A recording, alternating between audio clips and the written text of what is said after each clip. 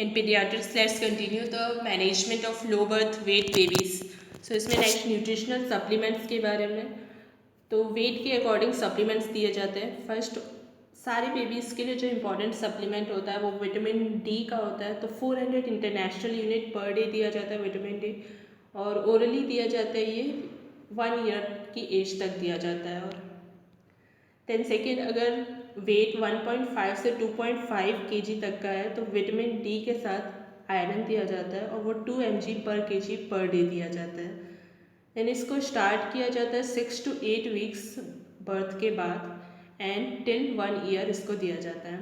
Then third, अगर weight less than 1.5 kg होता है तो वेरी लो बर्थ वेट कहलाता है ये. तो इसमें आयरन तो देते ही सारे, साथ में सारे माइक्रो न्यूट्रिएंट्स देते हैं, जिसमें आता है HMF. तो HMF दिया जाता है जिससे कि सारे माइक्रो न्यूट्रिएंट्स उसे मिल जाए, दैट इज़ ह्यूमन मिल्क फोर्टिफायर. तो ह्यूमन मिल्क फोर्टिफायर को कंटिन्यू किया जाता है 40 वीक्स ऑफ गेस्टेशन तक. तो गेस्टेशन का अपने को वीक काउंट करना है. मतलब एग्जाम्पल के लिए अगर 36 वीक्स में बेबी का बर्थ होता है तो till after 4 weeks of birth हमको देना है. एंड जब 40 वीक्स ऑफ गेस्टेशन हो जाता है तो उसके बाद सिर्फ विटामिन डी एंड आयरन दिया जाता है. देन प्रॉब्लम्स क्या फेस होती है लो बर्थ वेट बेबीज़ की, कौन कौन सी प्रॉब्लम्स फेस करते हैं वो. तो प्री टर्म एंड IUGR दोनों ही जो प्रॉब्लम्स फेस करते हैं, कॉमन प्रॉब्लम्स वो क्या क्या है. 3 है इसकी कॉमन प्रॉब्लम्स. एक तो इंक्रीज रिस्क हो जाता है बर्थ एस्फिक्सिया का. सेकेंड, हाइपोथर्मिया हो जाता है. एंड थर्ड, लो रिजर्व्स हो जाते हैं ग्लाइकोजन के, तो दैट इज़ हाइपोग्लाइसीमिया हो जाता है. देन स्पेशली प्री टर्म में क्या रिस्क बढ़ जाता है. एक तो कर्निक्टरस का रिस्क बढ़ जाता है, यानी कि ब्रेन डैमेज का रिस्क बिलीरुबिन के through. And fifth, patent ductus arteriosus का रिस्क बढ़ जाता है, और नेक्रोटाइजिंग एंडोकार्डाइटिस का रिस्क. देन सिक्स्थ है, उसके बाद फिर कंपैरिजन है प्री टर्म एंड IUGR दोनों में कुछ ना कुछ प्रॉब्लम्स होती है. तो सिक्स्थ हेमाटोलॉजिकल प्रॉब्लम्स है.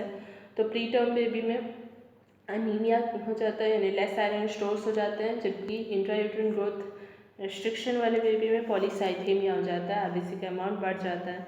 देन सेवन्थ, रेस्पिरेटरी प्रॉब्लम्स क्या होती है. प्री टर्म में सर्फैक्टेंट कम हो जाता है तो रेस्पिरेटरी डिस्ट्रेस सिंड्रोम कॉज करता है वो. एंड जबकि IUGR में MAS हो जाता है, that is मैकोनियम aspiration syndrome.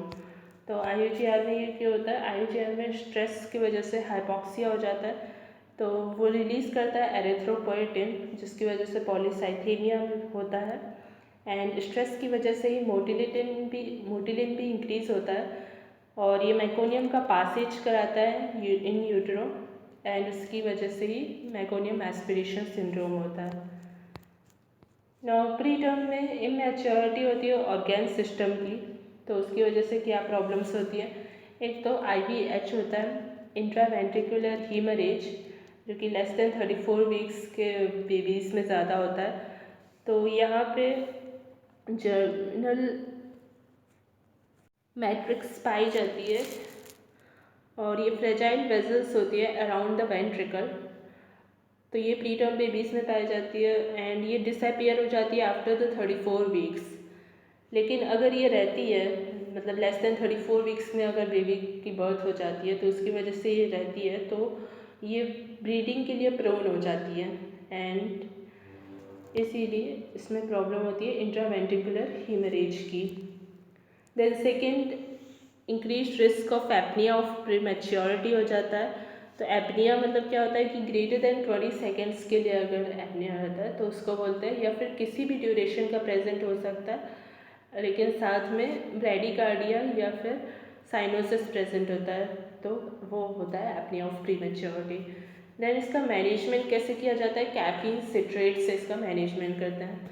And third, increase risk हो जाती है सेंसरी न्यूरल हियरिंग लॉस की, तो वो डिटेक्ट किया जाता है ऑटो एकॉस्टिक एमिशन से या फिर AABR से, that is automated auditory brain stem response से. एंड AABR जो है वो प्रिफर किया जाता है ऑटो एकॉस्टिक एमिशन के कंपैरिजन में.